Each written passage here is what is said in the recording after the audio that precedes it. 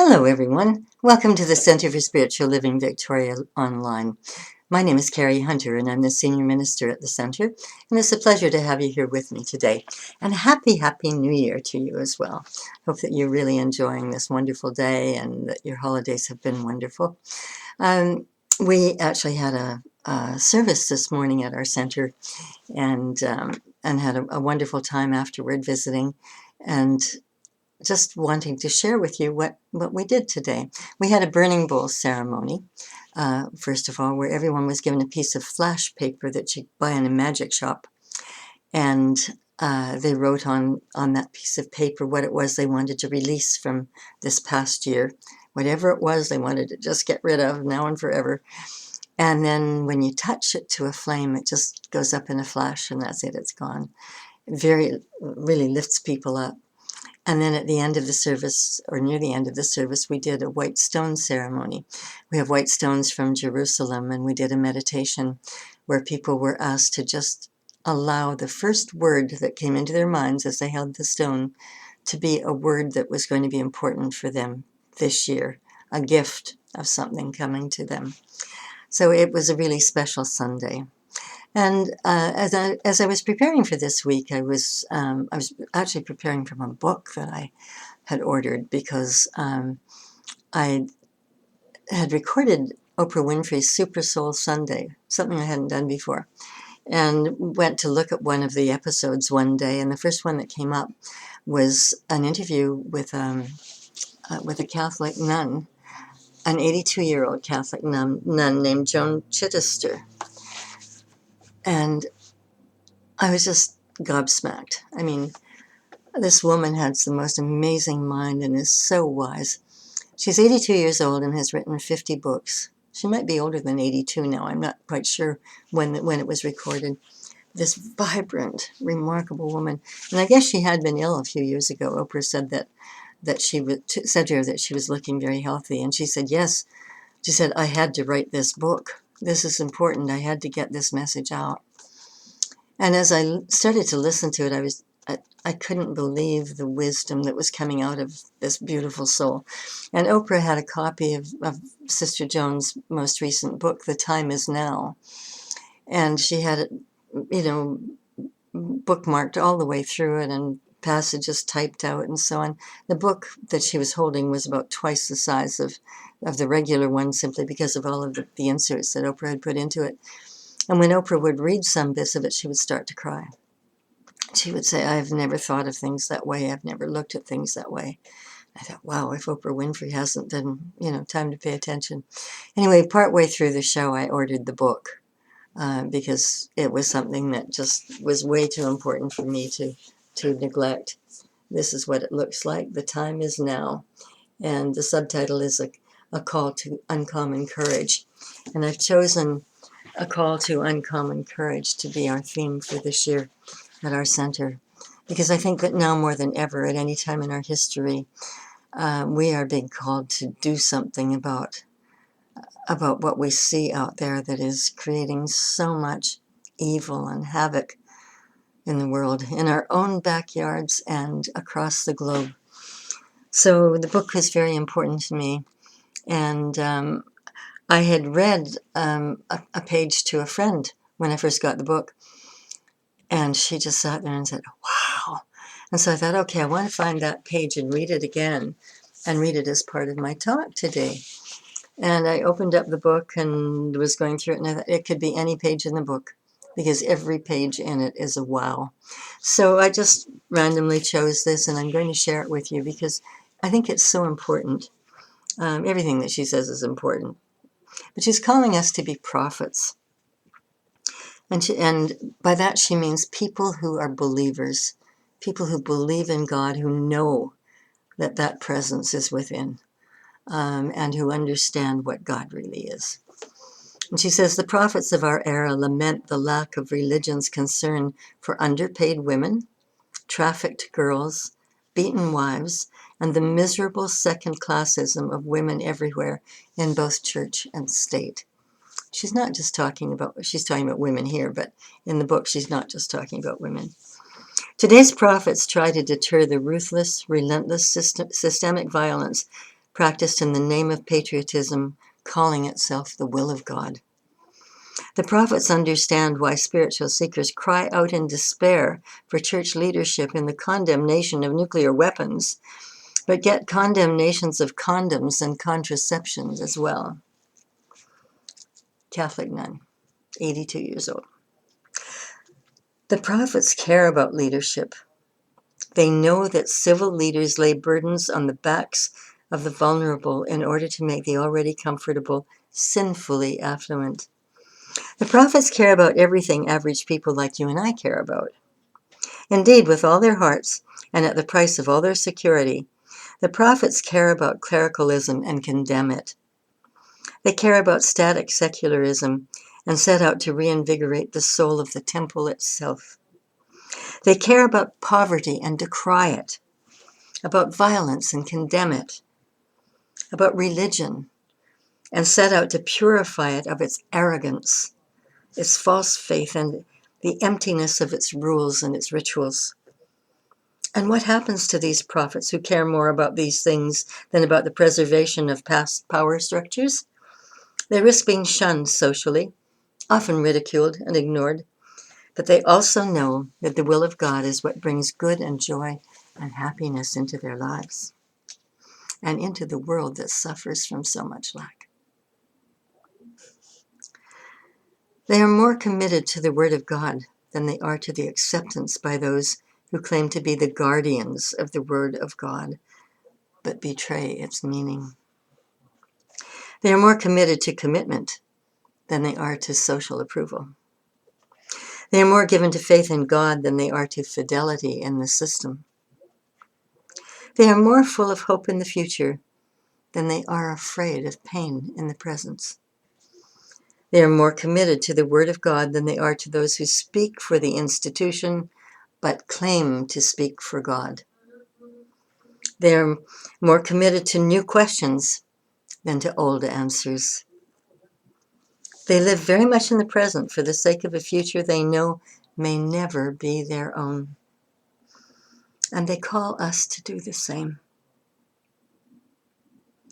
They call us to make for our mantra again, if not for us, then because of us. They call us to cry out as the great prophets before us did, so that tomorrow the word of God for all good may finally be heard. The prophetic tradition is clear. We are not here simply to succeed for today. We're here to seed the present with godliness, so that others may someday reap the best of what we sowed. The country, the world needs you, and God needs you too. I mean, this wows me. It brings me to tears, gives me God bumps. She is so extraordinary. And she's calling upon all of us to keep the faith, to be the keepers of the faith, the keepers of the light. You know, she asks the question, is our spirituality for real or is it for show? And isn't that a great question? Is it just so that somebody can see us on a Sunday and say, well, that's a good church-going person? Or is it because that's where we really need to be? That's where we really connect with God. That's where we really have the impetus to go forward, to be practicing spiritual people, to really want to hear what it is that God has in store for us. And I'm not talking about, being some crazy person out on a street corner. I'm talking about being a person of faith. And I'll get into that in a moment. But the thing is, we don't become a prophet by attending a church for 1 hour on Sunday, or maybe 2 hours. We may go and get filled up on Sunday with a message and the music and the visiting with others. But then we leave and our tank starts, it's just like a gas tank, it starts to diminish as we move around during the week. And then we run on empty. And we're not feeling that presence anywhere in our bodies. And this is the thing that we need to remember, is that it doesn't take a lot of work, but it does take daily acknowledgement of this power, of this presence within us, of God. And so what is this God anyway? You know, this is the time of year when we in Science of Mind go back to basics. And so I'm just kind of dwelling on the basics here because so many of you do know them. But I think it's relevant at this point. You know, what is God? And Ernest Holmes, our founder, at the beginning of the book, the first part of the chapter in the book is called The Thing Itself. And he says, God is the thing itself. God is not some old man wearing a pink nightie sitting on a cloud, looking down on us and saying, oh boy, that little boy is being really bad right now, and that little girl is too, and oh, if they don't change, they're going to just burn in hell. I mean, we don't believe any of that stuff. God is not an old man on a cloud or on a throne up there. God is not a person, a male or a female, individually a person. God is in everyone and everything. It is the creative power of the universe. It is an intelligence. It lives within each and every one of us. We were all born with it. We all have equal amounts of it. Doesn't matter whether you are Jesus, Mother Teresa, or, you know, Patricia down the street. We all have equal amounts of this in us. We are all born with it, and it is in everyone and everything. And if you consider that, if it is in everyone, absolutely everyone, then we all have to be related to one another. We are all brothers and sisters in God as God, God working through us. And what we teach in this teaching is that what we focus upon expands. And so if I have experienced lack of money in my life, and if I keep saying, oh, everybody else seems to have money, but I don't have any. I don't know if I'll ever have any. I'm always worried about it. There's never enough to pay the bills at the end of the month. If that is my mantra, then I will keep creating less money in my life.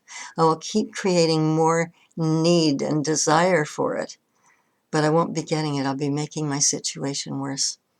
On the other hand, if I just say all that the universe has is mine, I need simply reach out and claim it.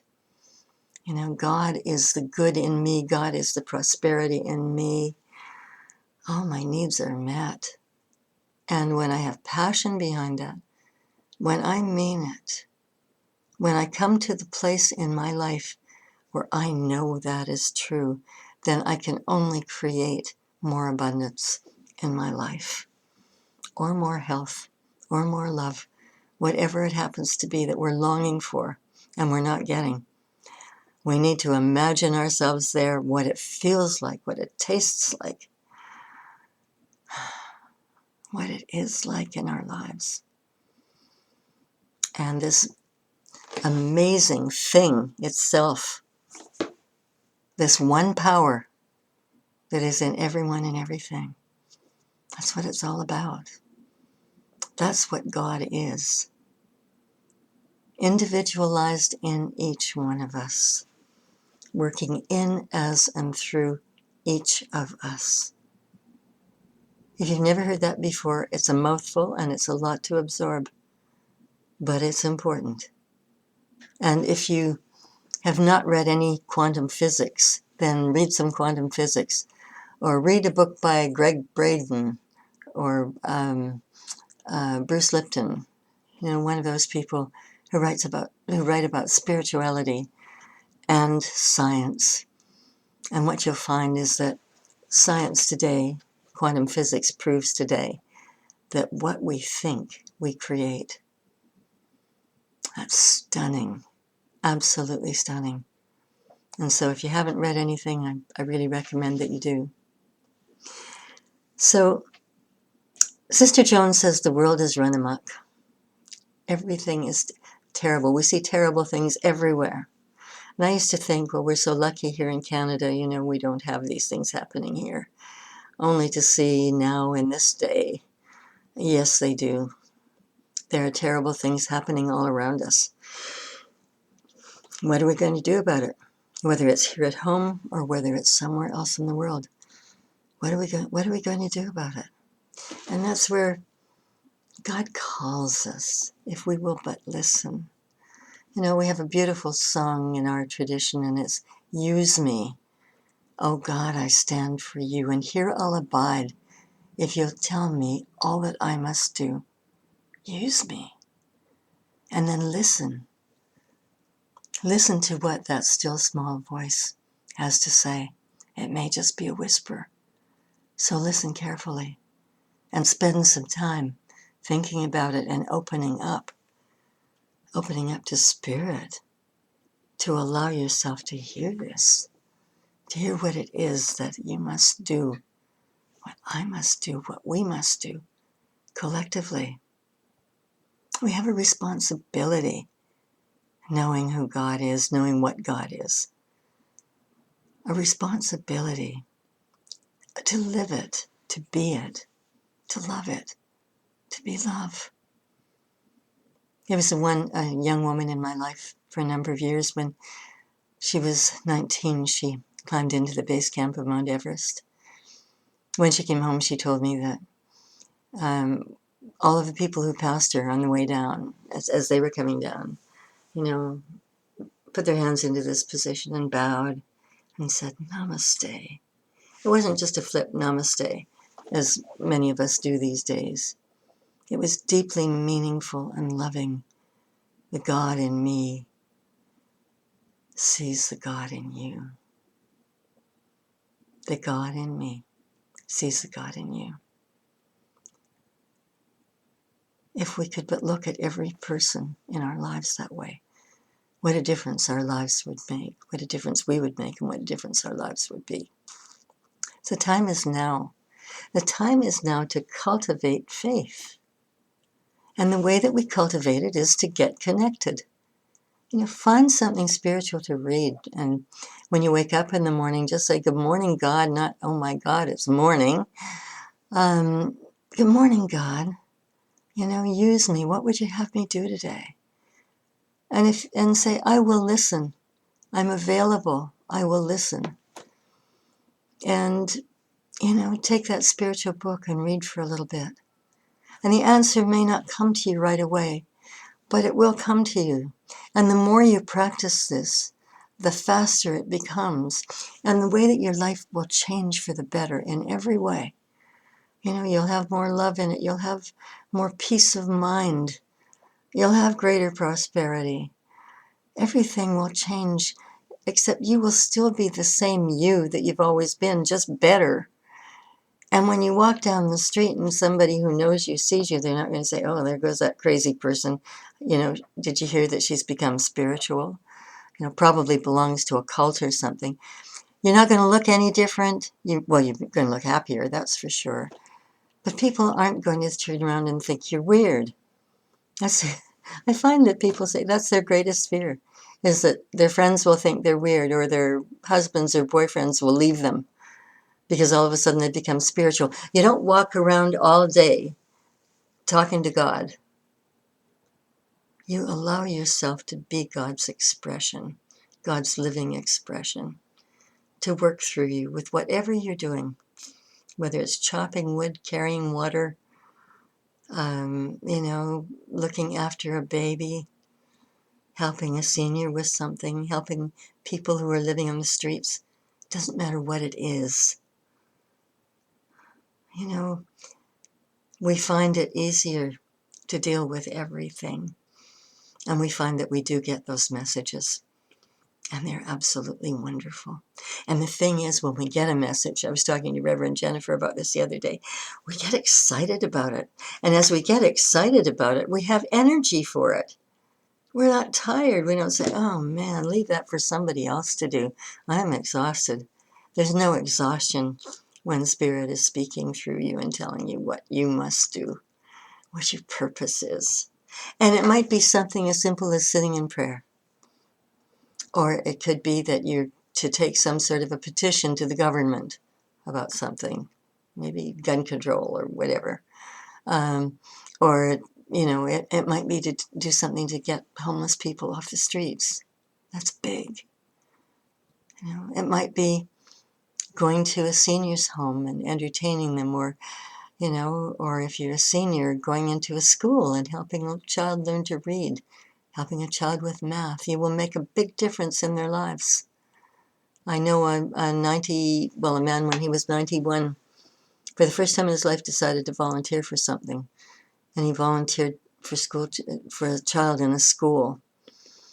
And the little boy was Filipino, and he was doing badly in school.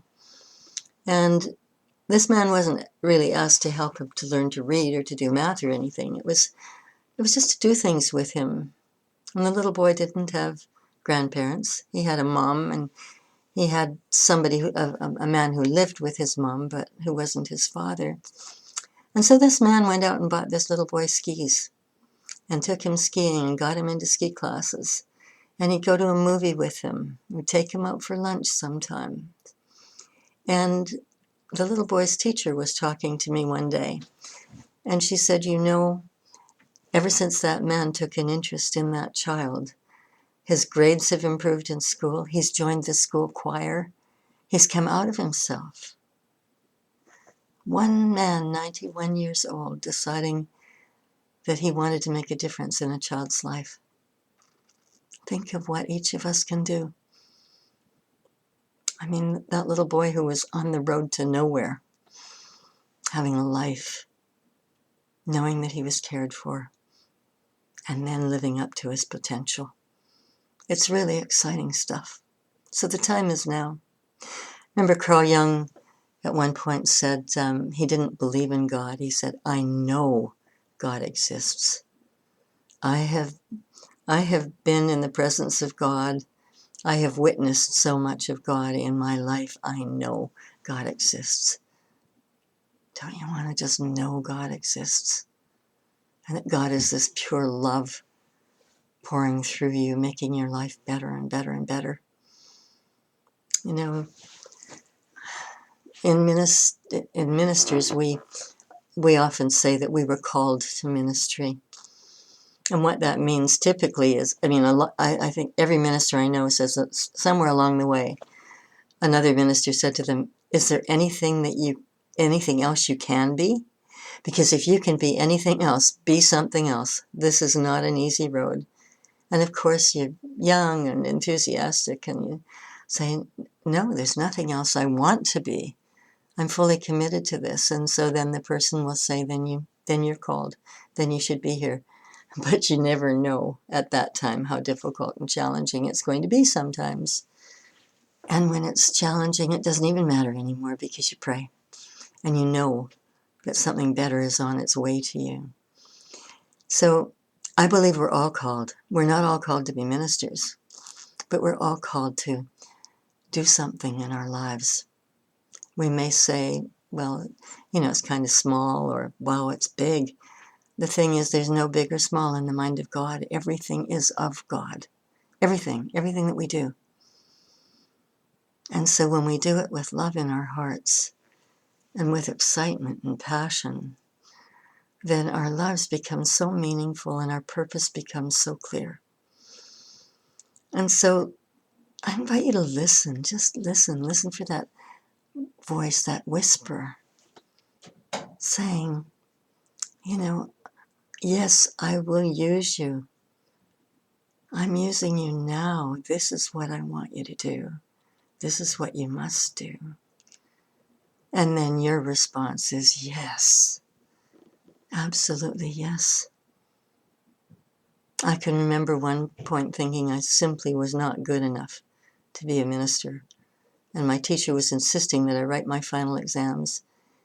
And then a colleague in my class, a friend, said to me, God does not choose the qualified. God qualifies the chosen. And I wept because I knew that I was chosen to do that. You are chosen to do something special.